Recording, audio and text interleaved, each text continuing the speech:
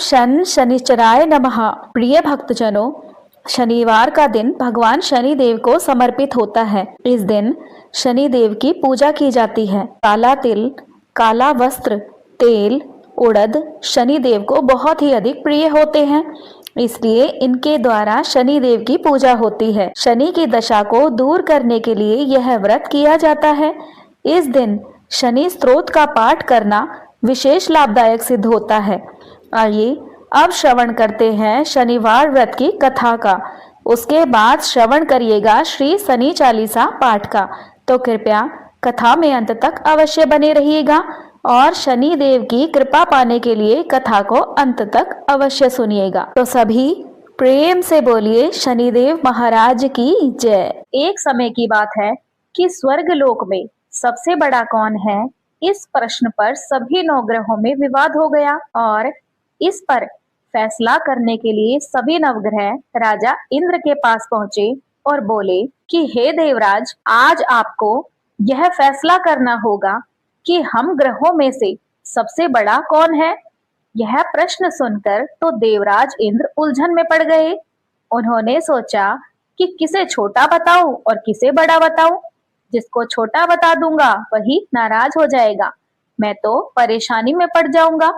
अपने आप को बचाते हुए देवराज इंद्र ने कहा कि मैं इसका फैसला नहीं कर सकता। पृथ्वी लोक पर एक बहुत ही प्रतापी राजा विक्रमादित्य है, वही इसका फैसला कर सकते हैं। सभी नवग्रह राजा विक्रमादित्य के दरबार में पहुंचे और राजा विक्रमादित्य से जाकर बोले कि हे राजन, हमारा फैसला करे, हम में से कौन ग्रह सबसे बड़ा है और कौन ग्रह सबसे छोटा है। यह प्रश्न सुनकर तो राजा विक्रमादित्य भी कुछ देर के लिए परेशान हो गए, क्योंकि सभी ग्रह अपनी शक्तियों के कारण महान थे। किसी को भी छोटा या बड़ा कहना उनके लिए परेशानी का कारण बन सकता था। तभी राजा विक्रमादित्य को एक उपाय सूझा। उन्होंने अलग अलग धातुओं के जैसे सोना, चांदी, कांसा, तांबा, सीसा, रांगा, जस्ता, अभ्रक और लोहे, इनके 9 आसन बनवाए। सबसे आगे सोना और सबसे पीछे लोहे का आसन रखा गया। राजा ने सभी देवताओं को, सभी नवग्रहों को अपने अपने आसन पर बैठने को कहा। राजा विक्रमादित्य ने कहा कि जो जिसका आसन हो वह ग्रहण करे। जिसका आसन पहले होगा वह सबसे बड़ा माना जाएगा और जिसका आसन सबसे बाद में होगा वही सबसे छोटा माना जाएगा। अब क्योंकि लोहे का आसन सबसे पीछे था, इसलिए शनिदेव समझ गए कि राजा ने तो मुझे छोटा कह दिया। इस फैसले से शनिदेव नाराज हो गए और कहने लगे, हे राजन, तुमने मुझे सबसे पीछे बैठाया है और मेरा अपमान किया है। शायद तुम मेरी शक्तियों से परिचित नहीं हो। सूर्य एक राशि में 1 महीने तक रहता है, चंद्रमा 2 महीने 2 दिन, मंगल 1.5 महीने रहता है, बुध और शुक्र 1 महीना रहते हैं, बृहस्पति 13 महीने रहते हैं। लेकिन मैं किसी भी राशि पर 2.5 वर्ष से लेकर 7.5 वर्ष तक रहता हूँ। बड़े बड़े देवताओं को, बड़े बड़े राजाओं को मैंने अपने प्रकोप से पीड़ित किया है। अब तुम मेरे प्रकोप से सावधान रहना। इस पर राजा विक्रमादित्य ने कहा कि जो कुछ भाग्य में लिखा होगा वह देखा जाएगा।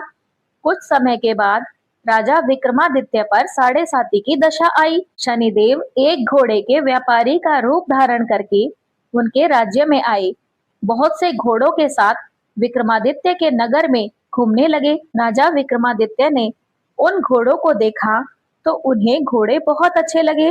उन्होंने एक अच्छे से घोड़े को अपनी सवारी के लिए चुन लिया और उस पर चढ़ गए।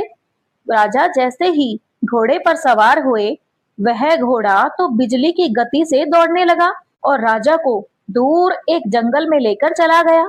वहां पर राजा को उसने जाकर गिरा दिया। अब राजा अपने नगर को लौटने के लिए जंगल में ही भटकने लगे, लेकिन राजा को रास्ता ही नहीं मिला। राजा को बहुत तेज भूख प्यास लगी। जंगल में कुछ देर घूमने के बाद राजा को एक चरवाहा मिला।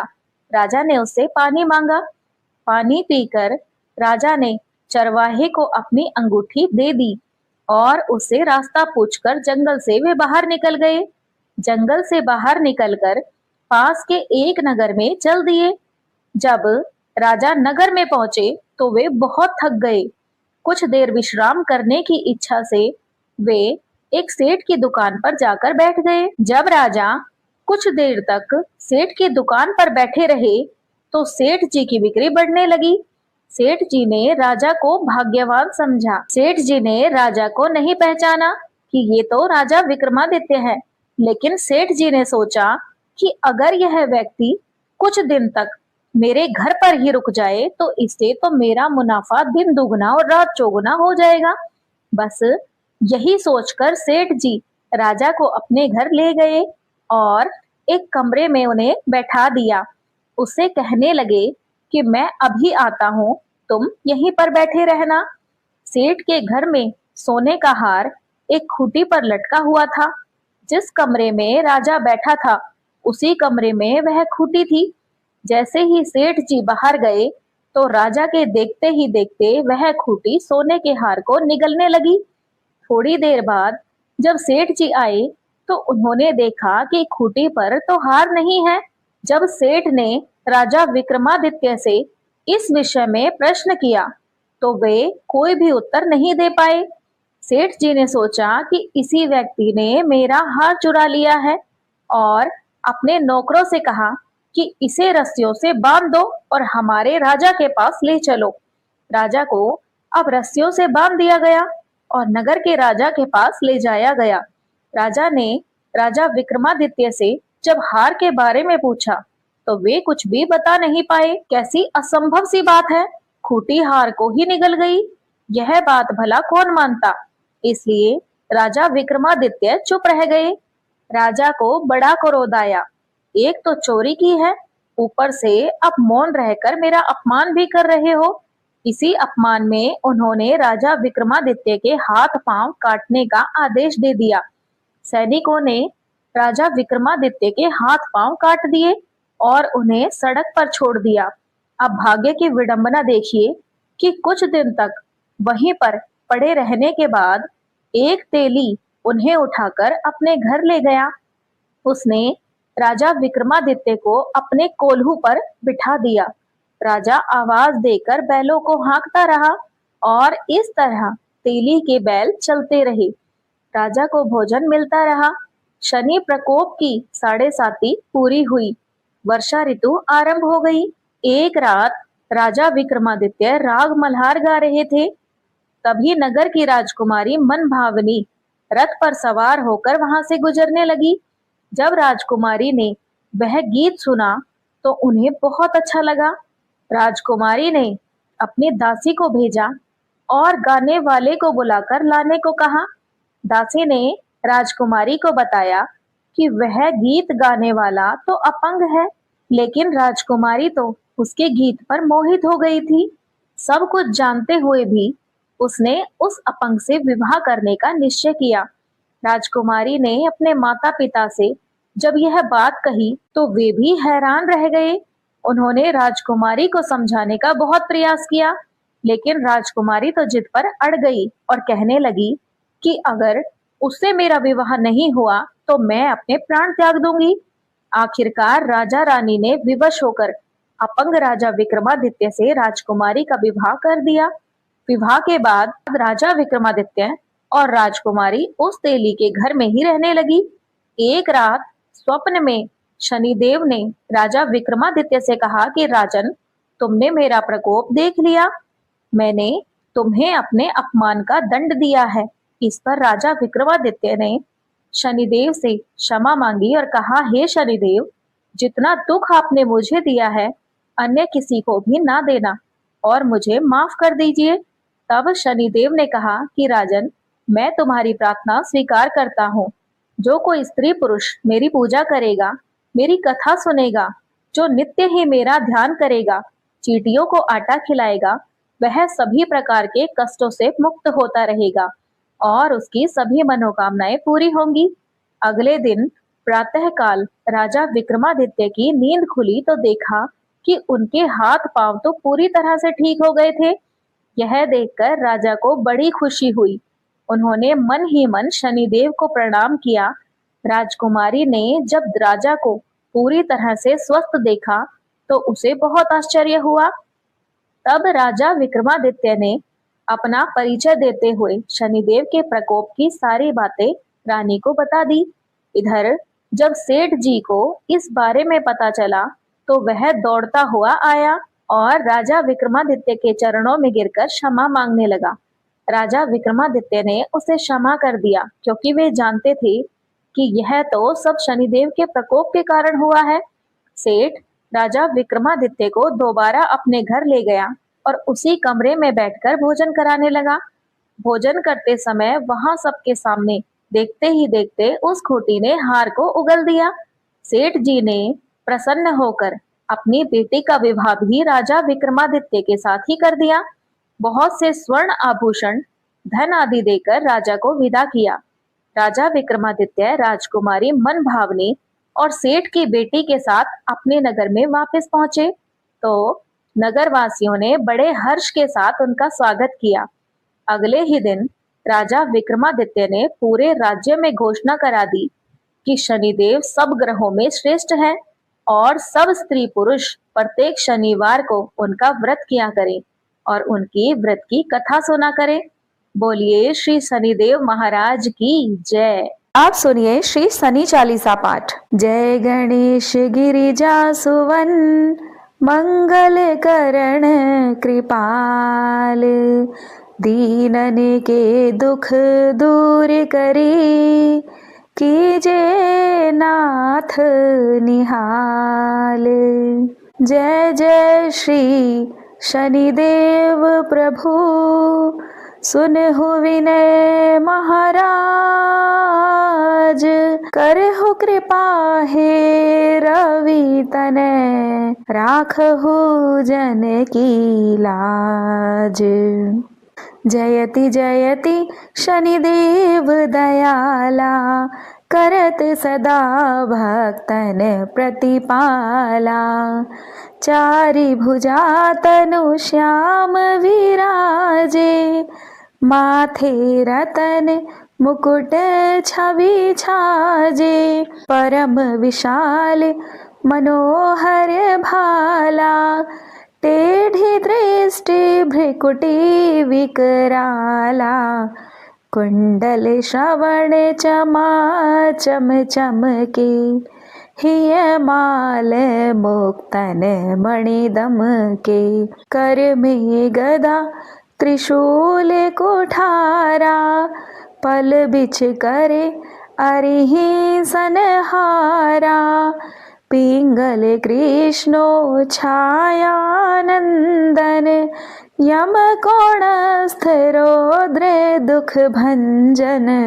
सौरी मंद शनि दस नामा, भानुपुत्र पूजहि सब कामा। जा पर प्रभु प्रसन्न हई जाहि, रंकहु राव करे क्षण माहि। पर्वतहु तृण होई निहारत, तृणहो को पर्वत करि डारत। राज मिलत बन राम ही दीन्हो, के कइयों की मति हर लीन्हो। वनहु में मृग कपट दिखाई, मातु जानकी गई चुराई। लख नहीं शक्ति विकल करी डारा, मची गादल में हाहाकारा।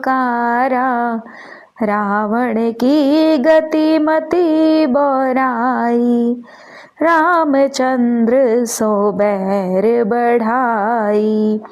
दियो कीट करी कंचन लंका, बजी बजरंग वीर की डंका। नृप विक्रम पर तुहि पगुधारा, चित्र मयूर निगली गए हारा। हार नो लखा लाग्यो चोरी, हाथ पैर डरवायो तोरी। भारी दशा निकृष्ट दिखायो, तेली ही घर कोल्हू चलवायो। विनय राग दीपक महम कीन्हो, तब प्रसन्न प्रभु है सुख दीन हो। हरिश्चंद्र नृप नारी बिकानी, आपहु भरे डोम घर पानी। हल पर दशा सिरानी, भुंजी मीन कूदी गए पानी। श्री शंकर ही गयो जब जाहि, पार्वती को सती कराई। तनिक विलोकत ही करी रीसा, नभ उड़ गयो गोरी सुत सीसा। पांडव पर भय दशा तुम्हारी, बची द्रौपदी होती उघारी। कौरव के भी गति मति मार्यो, युद्ध महाभारत करी डार्यो। रवि कहम मुख में धरी तत्काला, लेकर कूदी पर्यो हो पाताला। शेष देव लखी विनती लाई, रवि को मुख ते दियो छुड़ाई। वाहन प्रभु के साथ सुजाना, जग दे गज गदर्भ मृग स्वाना। जम्बुक सिंह आदि नखधारी, सो फल ज्योतिष कहत पुकारी। गजवाहन लक्ष्मी ग्रह आवे, हयते सुख संपत्ति उपजावे। गरदब हानि करे बहु काजा, सिंह सिद्ध करे राज समाजा। जम्बुक बूष्टि नष्ट कर डारे, मृग ते कष्ट प्राण संहारे। जब आवही प्रभु स्वान सवारी, चोरी आदि होए डर भारी। ते सही चारी चरण यह नामा, स्वर्ण लोह चांदी अरुतामा। लोह चरण पर जब प्रभु आवे, धन जन संपत्ति नष्ट करावे। समता ताम्र रजत शुभकारी, स्वर्ण सर्व सुख मंगल भारी। जो यह शनि चरित्र नित गावे, कब हो न दशा निकृष्ट सतावे। अद्भुत नाथ दिखावे लीला, करे शत्रु के नशी बलि ढीला। जो पंडित सुयोग्य बुलवाई, विधिवत शनि ग्रह शांति कराई। पीपल जल शनि दिवस चढ़ावत, दीप दान दे बहु सुख पावत। कहत राम सुंदर प्रभु दासा, शनि सुमरत सुख होत प्रकाशा। पाठ शनिश्चर देव को की हो भक्त तैयार, करत पाठ 40 दिन हो भवसागर पार। तो सभी प्रेम से बोलिए श्री शनिदेव महाराज की जय। तो प्रिय भक्तजनों, शनि चालीसा पाठ समाप्त हुआ। यदि आज की यह पावन कथा आपको हृदय स्पर्शी लगी हो तो कृपया इसे लाइक शेयर सब्सक्राइब करना न भूलिएगा।